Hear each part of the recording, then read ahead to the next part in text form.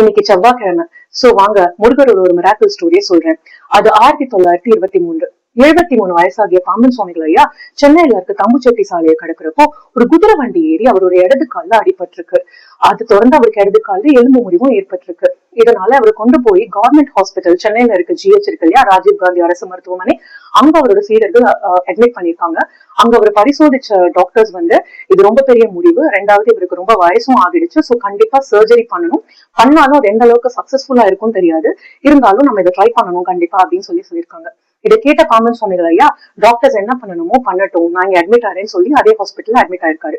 அதுக்குள்ள இந்த விஷயத்தை கேள்விப்பட்ட அவரோட ஒரு பெரிய சீடரான சின்ன சுவாமி ஜோதிடர் விரைஞ்சு அங்க பாம்பன் சுவாமிகள் ஐயாவை பார்த்து 11 நாளும் பாம்பன் சுவாமிகள் ஐயா முருகர் மேல வைத்திருந்த நம்பிக்கையாலையும் அதீத பக்தியாலையும் ஏற்றிய சண்முக கவசம் அப்படிங்கிற ஒரு உன்னதமான கவசத்தை படிச்சிருக்காரு.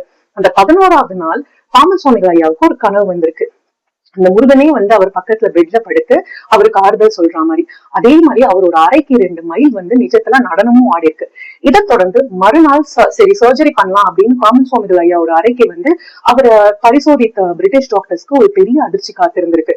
அந்த எலும்பு முறிவு இருந்த இடம் தெரியாம மறைஞ்சு போயிருக்கு, சர்ஜரிக்கும் பெருசா அவசியம் இல்லாம போயிருக்கு.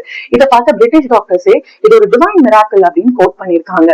சோ இந்த ஒரு விஷயம் இந்த ஒரு மிராக்கிளை இன்னமும் ரெகக்னைஸ் பண்ணி அப்ரிஷியேட் பண்ற விதத்துல சென்னை கவர்மெண்ட் ஹாஸ்பிட்டல், அதாவது ராஜீவ்காந்தி அரசு மருத்துவமனையில இன்னமும் அவர் தங்கியிருந்த அறையில, பாம்பன் சுவாமிகள் ஐயா தங்கியிருந்த அறையில அவரோட போட்டோ வச்சு வர்ஷிப் பண்ணிட்டு இருக்காங்க அப்படிங்கிறது ரொம்ப குறிப்பிடத்தக்கது.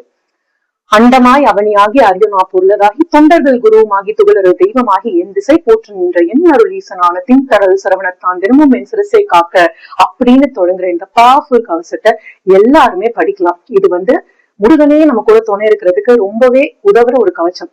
இதை படிக்கிறவங்க என்னைக்குமே ஒரு தனி தைரியத்தோட கண்டிப்பா வாழ முடியும். And I am one of the living examples for that.